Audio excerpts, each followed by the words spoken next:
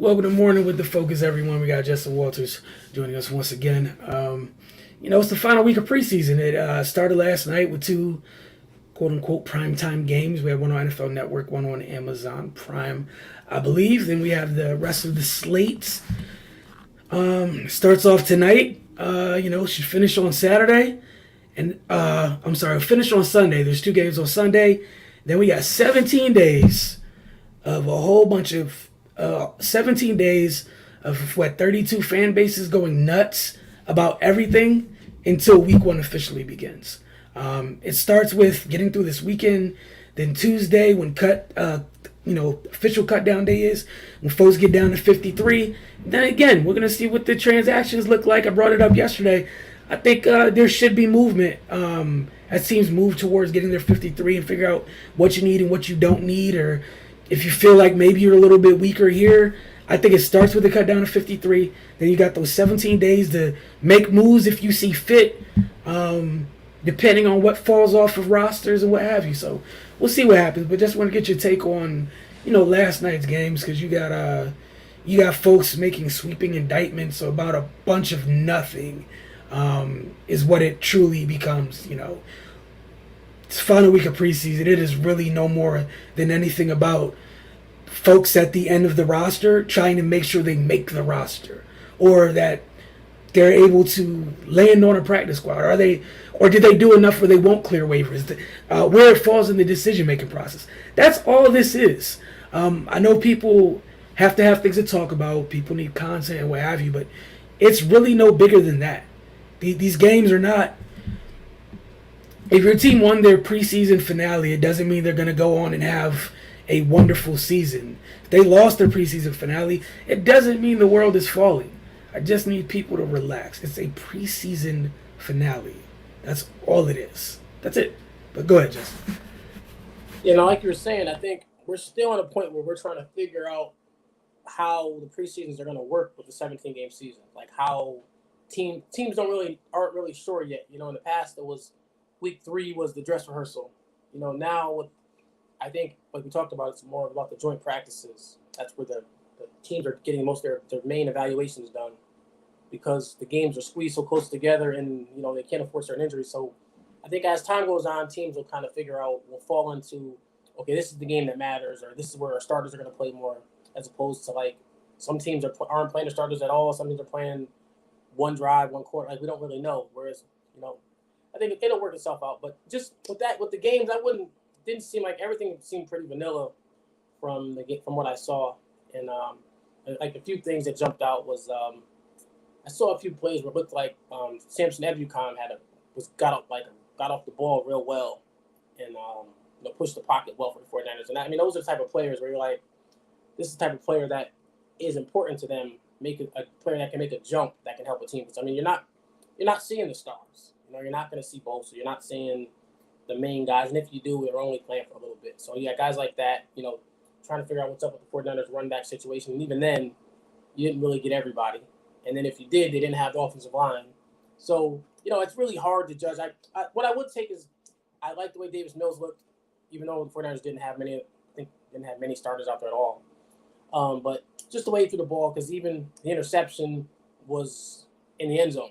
A fade that bounced off of somebody.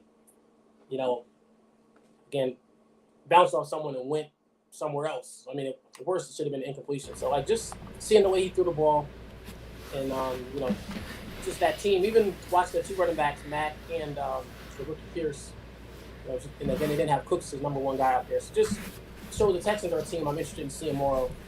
49ers, I think, they just trying to get through the game healthy. And then with Green Bay, just more reps for Jordan Love. That's pretty much the whole. They made their preseason goal to let Jordan Love make sure Jordan Love got as many reps as possible, which was the smart thing to do, And that's all you got. Kansas City, they only got so much. I think Shane Buechele had a good game, but probably doesn't make the team, But it was just interesting to watch, and we just all want to get to the season healthy, and we got time to talk about the next 17 days to see. I'm sure there's going to be a lot of player movement, more than usual.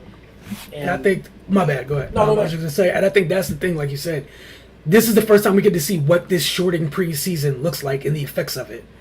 because usually it's 4 games, you cut down to 53, time to hit the ground running. That's a whole week that's now there available. And like you said, the player movement, I literally think this is going to be like a second version of free agency on a lesser degree. It could be on a higher degree depending on how your organization moves. It depends. It's like anything else. But like, just folks gotta just chill a little bit. What's going on, Kirksey? Appreciate you. Thanks for being on here with us this morning. As always, you guys be like Kirksey. And some of our other folks hop in here. Let us know what you want to talk about. Don't waste any time. Don't be shy. We appreciate it all. So the Commanders, Gibson kick returner now. Look, man, I know it's not exactly what y'all want, but maybe I'll take it as baby steps. Maybe they're realizing that you can use him in different ways. Like hopefully, like something falls out the sky, hits them on their head, and go, oh my gosh, what if we used him as a weapon? There's all the different ways. There's like 4 examples around the league. Like it shouldn't be hard. Like turn on Cordero Patterson, turn on some Debo, turn on some Laviska Shenault. Like there's examples of this. It shouldn't be that difficult.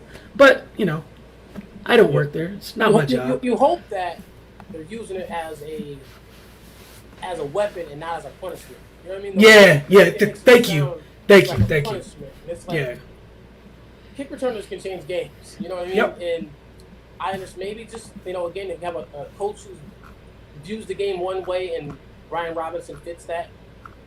Saying Ron Rivera, but if you take one of your best weapons or your best open field guy and decide you're not going to play him because of whatever your reasoning is, then that's stupid, and that's why you probably won't have a job next year. But if you're saying, hey, you know what, he can give us good field position along with some third down and weapon type stuff, maybe you're just maximizing your weapon, and that's the hope, because Gibson is a talented player, But if you're just kind of like whole, I don't even know what it's like a punishment and moving them around and hey, go be the personal protector, go run down on kickoffs, go do like that kind of dumb stuff, then you're gonna get what you deserve. But if you use them right, maybe they get rewarded and say, hey, now we have a power back with Robinson, we have what McKissick gives us, and then Gibson gives us another weapon to go with our receivers. Yeah, but Justin, I thank you, because that you summed it up perfectly. It shouldn't be a punishment. It should be just another avenue to use a player who's gifted in space. That's it. Right. That's it. That's what you should ideally do. Is get them in situations where they're able to put their best foot forward, and that's that. 6th in yards last year. Now he's kick returner for a rookie, not knowing his real skills. I mean, yeah, that's the tough part about it, right? And that's also like I'm gonna shoot him a little bell, right? If you have figured out how to use him, I wouldn't put it on tape either. Honestly, you don't have to. That's the other part about preseason being one less game. Week 1 will be here soon. If we'll find out if they figured it out the first 3-4 weeks of the season. Preseason was going to be when we found out that they figured it out. For example, there's a lot of stuff, reporters have shared that they've seen in practice and joint practices that haven't even been thought of being used in preseason games. It won't be used. Some teams are keeping Some teams are keeping their entire offensive game plans close to the vest. We're not going to find out till weeks 1 through 5, and then maybe they'll build off it as they go on. But we're not going to see it in preseason. Like, I'm sure Kansas City didn't show us anything. That was just, we got Patrick Mahomes and we got some new wide receivers. Hey, Pat, make something happen. Cool. Jordan Love, get used to some of these receivers. You're not going to be throwing to them unless it's worst case scenario, but let's get your reps for just in case. That's it. Right. And again with Gibson, I think he has a college skill set. Like, his game resembles how players are used in college. So I think that's pretty much what you're going to get from him. The jet sweeps, the screens, I hope because he really wasn't a runner. He didn't have a lot of reps coming out as a running back anyway. So he was returning kicks in college. He was playing receiver. He was doing other things like that. So them maximizing him, if they do, I hope they do, but I have my doubts. But I mean, that would be the best thing for that team. And then looking around the division and seeing what the other teams have. Where if Turpin is anything for doubt, like, the game of change the field position is major, especially when you don't really love your quarterback like that. And then Robinson, again, like you kept saying about Robinson, I like Robinson a lot, but I think you got to know what Robinson is. And that's the thing. The Redskins are getting a little carried away with the Robinson talk. That reliable is cool. Or being reliable and steady. But there's a reason Brian Robinson wasn't playing until his senior year at Alabama, because there was 5 or 6 other NFL players that came through that jumped right over the top of him because were more explosive or brought more to the table. And I think that's where they went so left on Gibson fumbling and certain things like that they wanted this sure thing of 3 yards every carry, 4 yards every carry, and you're sacrificing that. Remembering that you got Carson Wentz back there. You know what I mean? If you can get a 60-yard touchdown run where Carson Wentz don't got to do nothing, let's not get away from that. You got a guy who can make big plays. Let him make them plays, because Wentz isn't known for the 15-play drive without doing something stupid. And I think that's where they went so far left that there's a middle ground somewhere of Robinson. Maybe he should be getting 12 to 14 touches, but there's 6 to 10 in there for Gibson too, or more. A mix of carries and touches. Carries and receptions. But right now the Robinson love is great until he's averaging 2.9 yards a carry. And they're struggling. I think that's where guys like Robinson fall. They're always going to be good players, but there's a solid player. You know what I mean? And you're always, there's that guy that when he gets to a team, you love him, but then you're always trying to upgrade.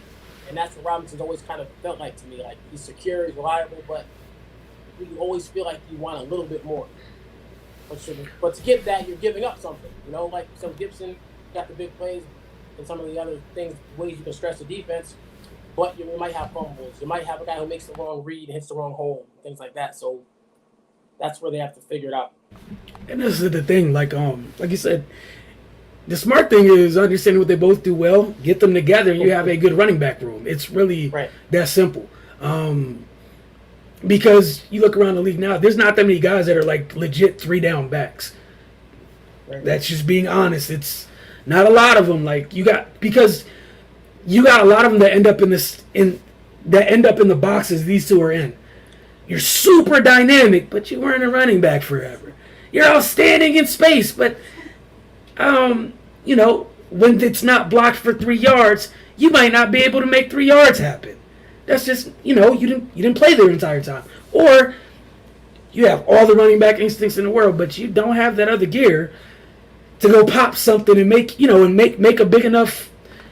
Make an explosive play or make enough splash plays on a regular basis. So again, if you have a good, them together should give you a good running back room. You add J.D. McKissick, but you have to utilize them correctly. They're all tools. Use them correctly. It's that simple. But again, sometimes it's the difference between teams struggling, being okay, or being electric on offense. Right. It's literally just knowing how to utilize the talent that's in front of you. Like, you look at someone like Antonio. There's a bunch of Antonio Gibson type players around the league, just on different levels. Like, you got McCaffrey who could do a little bit of everything, but that's like on the highest level of guys like that, where in space they're like they can be a wide receiver, but they're really he's comfortable in all facets. Alvin Kamara comfortable in every way you can use a running back. And then after that, everybody's not like those two. You got the Brian Robinson end of the spectrum. You got Antonio Gibson end of the spectrum. You got the You got the Cordero Pattersons. You got the Ray McLeod. You got all these dudes where what it really truly they're football players, but what it comes down to is how they're utilized. Well, there's also a way to handle it. Yep. Is like you look at the way Green Bay talks about their two backs. You know what I mean? You don't have to degrade one to raise the other one up. Right. As A.J. Dillon started to, bite into Aaron Jones carries, it wasn't a disrespect to Aaron Jones. It was Aaron Jones can do some receiving stuff. And even now they talk about him as 1A. I think the coach said 1A and 1A.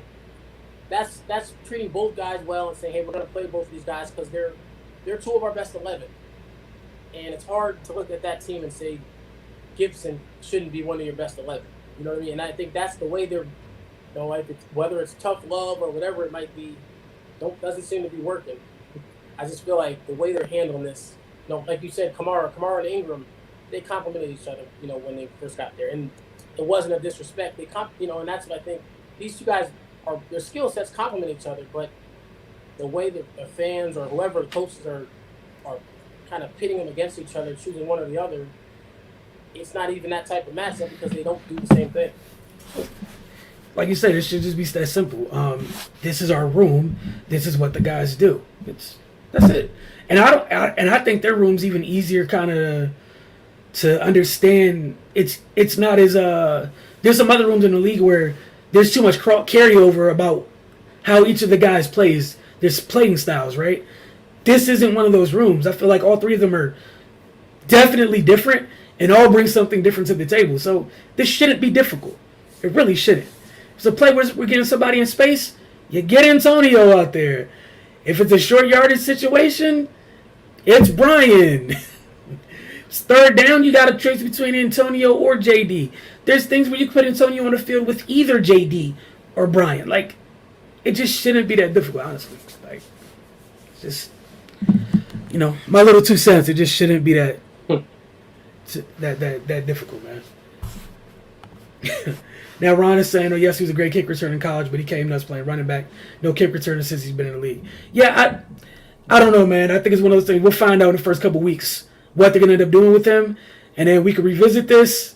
And, I know that fan base is going to be at Ron's neck, but yeah, like Justin said, there's a way to go about this where it doesn't have to be adversarial. Like, they're all on the same team. You have 3 different running backs. Use them. Use them when needed. That's it. Use them when needed. It's that simple. I could think of like 5 different running back rooms around the league where it's actually tough to figure out what you're keeping and what you're not, because they're all like, there's like 2 to 3 guys that are like, technically, if you squint, it's the same player. And the difference is like a slight preference here or there. One likes to hesitate before they put their foot in the ground. Someone else puts their foot in the ground without looking. The other person, they're perfectly align with the system from an instinct standpoint. So does that mean the other 2 are wrong, or only one of them is right, or doesn't mean you just got to pick and choose which one's here? Like that. That's it. I don't see that problem in Washington. In Washington, you got 3 backs. Use them. And that's your job as coach. Yeah. It's just simple. It might be just as simple as one guy's his own runner, one guy's a gap runner, and okay, when you use them, don't have the gap guy run the gap. Don't have his own guy run the gap. One guy's better in space, put him in space. And one guy's a weapon this way, and that's what the good teams do. You see some of these better teams who they'll have injuries or they'll have lesser weapons and still find a way to feature the player that needs to be featured each week. And I think they're just playing this game of either or. They're not backups because a backup is being that they have the same skill set, and if he comes out, we can still run the offense. If Brian Robinson is not playing, then they're not running the same plays as they are with Antonio Gibson, or they shouldn't be. And I think that's where they're at. They don't have another guy on that roster, I think. So I think that is the plus of adding Brian Robinson, because it can expand your offense. With what Gibson did, and it takes some of the load off of Gibson, of having him do things that he doesn't do. Mm-hmm. But to just not use him is I don't know, just throw him out there and say and make you feel like special teams doesn't matter. Like, not only does it make him feel bad, but it makes the special teamers feel like, oh, okay, if you're not doing your job, now you get to play special teams. Yep. You know what I mean? Like you said, Kirksey said it perfectly. They made it feel like it was a punishment, right. And you shouldn't have. And this is the crazy thing. If a different organization did it, will we be thinking all of this? No. Probably not. Right. But again, going to where organizations matter, this is some of the stuff that goes with it. Because if your track record is, that's the vibes that come off it. Like, yeah, you're gonna question everything. And again, like Justin and I were talking, some fan bases whine about nothing. Washington fans, I give you credit, when y'all usually upset about something, there's usually some validity to it. Like, I will happily admit that. Like, this is one of those things where it does come across a little bit like a punishment, and it shouldn't. It shouldn't. Like, this Green Bay doing this, I don't think anybody would bat an eye. No one's going to say anything. If it's Kansas City, be like, oh, look, they're finding another way to get the kid the ball. Right. But they do it. It feels like scapegoat. Yeah. That's what it feels like. I might lose my job, or I picked the quarterback. I picked all these people, but this is the guy that it's his fault. Yeah. When it shouldn't even. It just shouldn't even be like this, man. Like, it just shouldn't be it. But again, 17 days, man. Don't know. For all we know, this is just preseason garbage and they come in the first week and there's a clear and defined role for him and we're like, hey, they learned something. Good for them. So we'll see. If they don't, I know y'all are going to be at their necks, though. Like, that's what I do know for sure. Anything else you wanted to get to? Maybe just like what happened to Aaron Donald. Like every time I look at my TV, I see that helmet. I'm gonna jump out on the ledge and say probably nothing. They're gonna let him get off with like the little team suspension, and he'll be playing week 1. I think so too. It's a tough one because, like someone said, if you start to if you start publicly doing practice stuff, you open up a can of worms that, where you can be suspended from games by the league because of stuff that ends up on tape because of practice. It's a hard thing to do, but at the same time, comparing it to the Myles Garrett thing, the video does look crazy. So I don't know. It's a tough one. You don't want to. You start that, you never know. So I don't know. I don't know what the right move is in that situation, but again, being that it's him, I don't. It's not getting looked at the same way as it did with Myles Garrett. I'll see that. Well, I think it starts with when the game happened. 2, who greenlit the idea to have the opponents in the most recent Super Bowl have a joint practice? Be real honest. That just, for all the concerns of what joint practices mean, those are the last 2 teams that need to be joint practicing. I'm just going to be like, none of that seemed like a good idea. So the last time you saw these dudes, they ended your season in the last game of the year. You think everyone's going to just be like fine with that? You think the Rams weren't extra during that whole day? Come on, man. Like, that said, that shouldn't absolve Aaron Donald from what he did. However, it was preseason. I don't think the league's going to do much. I also think they worried about bigger things at the moment, so we'll see. That Thursday night to start the season, I think you want Aaron Donald there. Yep. I think that, like, again, with some other things they got going on in this league, the Aaron Donald news kind of is at the back of, I don't know if y'all heard about what's going on, allegedly, with the Bills punter. Again, Aaron Donald swung a couple helmets. He should probably get suspended. That said, that other story should take precedence over what's happening. Like, that should be the priority right now for the league. Like, yeah, should Aaron Donald get suspended? Probably. Will he? Probably not. Like, probably not. They'll probably fine him in-house or something and keep it moving. And then it'll just be like, there's like this unwritten rule, like the Niners or Raiders can't play preseason games anymore because the fans fight. Bengals and Rams just probably won't be able to do anything preseason-wise anymore. That's it. I don't think anything major is going to happen. Like, no one got hit. Like, it doesn't look like, like any. I didn't see any reports of like any Bengals player. Like, there's not the image of someone's head gashed or someone knocked out or anything like that. So it's also the NFL. What do y'all think is really about to happen? Right. Think about the actual serious things that happen in this league. Someone picked up 2 helmets and swung them in the middle of a all-out brawl between 2 teams who had no business. You know what I'm saying? Meanwhile, again, I'm not even getting into what the Bills punter is allegedly involved in. Yeah, I don't care about dudes swinging 2 helmets, to be real honest. I don't care at all. Y'all need to go figure out if dude did what he did and then go put him under the jail somewhere. Him and everyone else alleged in that. But y'all are free to look that up. I'm not going to get into it, but that is some vile and disgusting things that have been alleged. And look, man, yeah, NFL got some other things to worry about besides Aaron Donald swinging helmets in a joint practice that I don't understand how that got greenlit. I still don't get it. It probably was picked ahead of time, I would imagine. But even so, like, change it.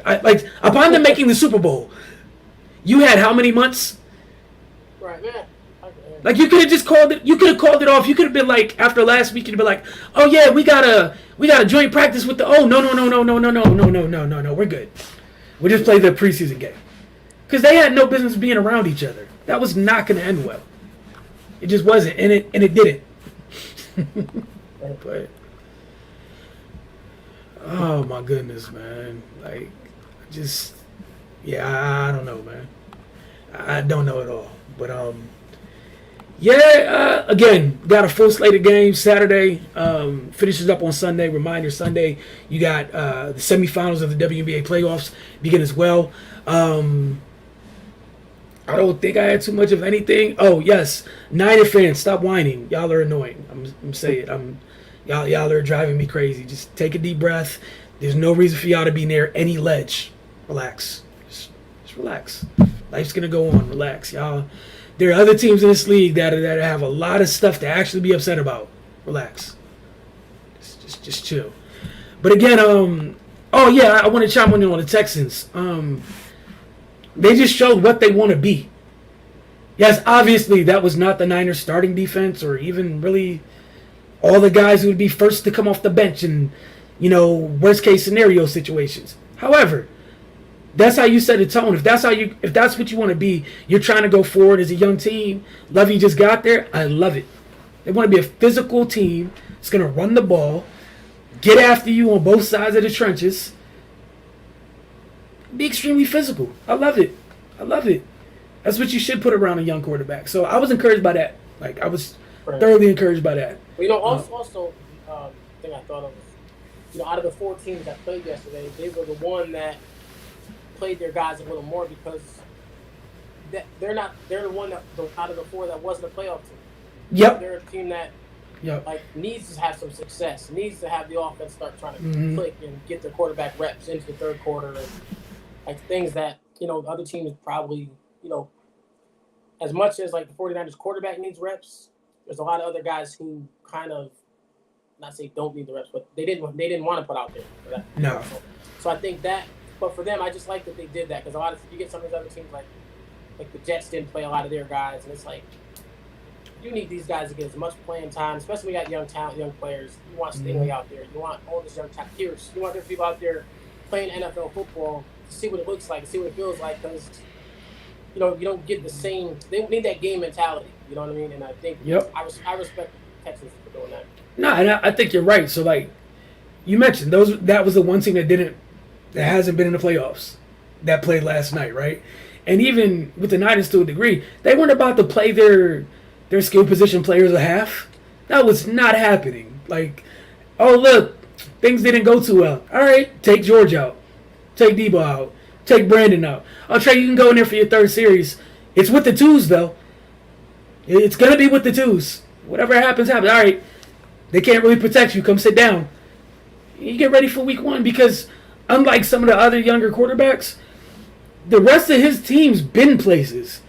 It's just him that has to get comfortable, but you're counting on those other guys to help him, to keep him afloat when he goes under. That's it.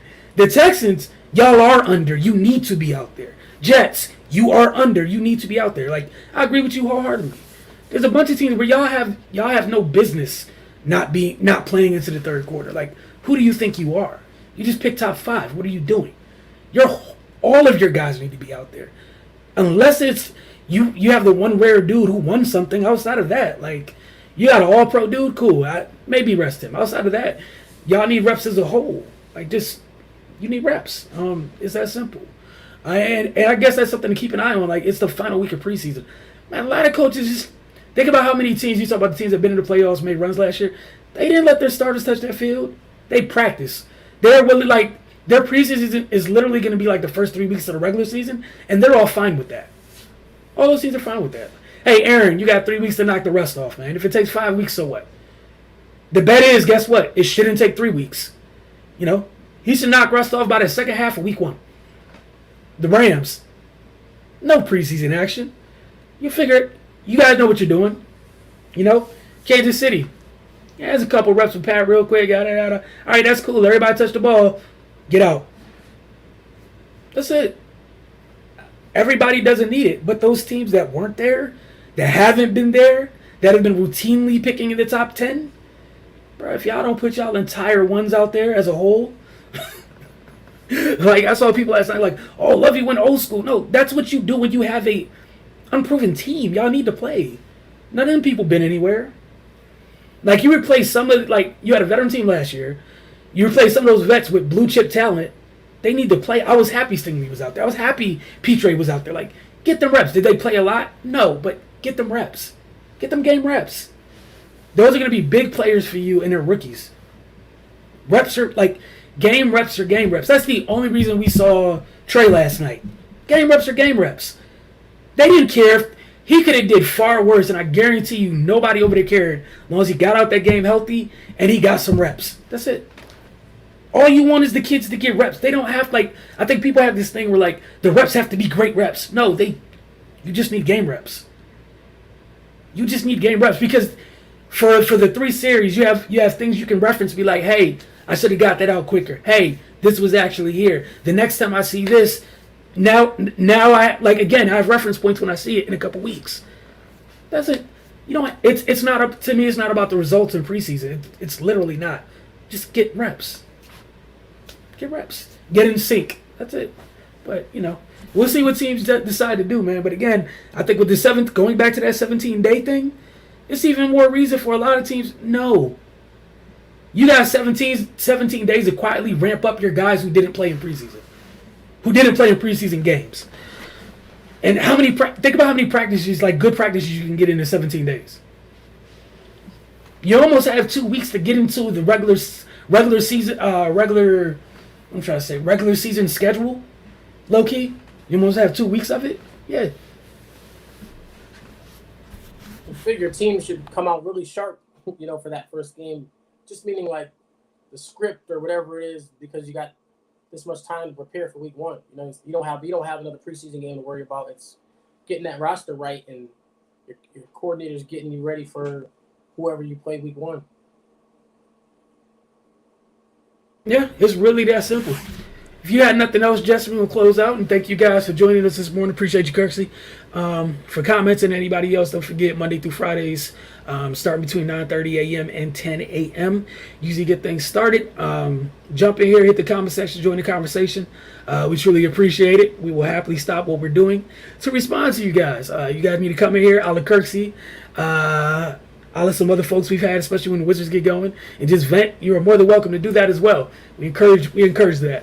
So again, thank y'all for tuning in. Enjoy the weekend. Don't forget, final week of preseason in the NFL started last night. That's what you guys got on Saturday and Sunday. Well, we're like a week away from college football starting, so like we're almost there. And then again, WNBA semifinals Sunday night, 4 and 8 p.m. I believe at 4 and 8 p.m. So y'all tune in. We'll be talking about all that stuff come Monday morning. Obviously, you know, Tuesday morning.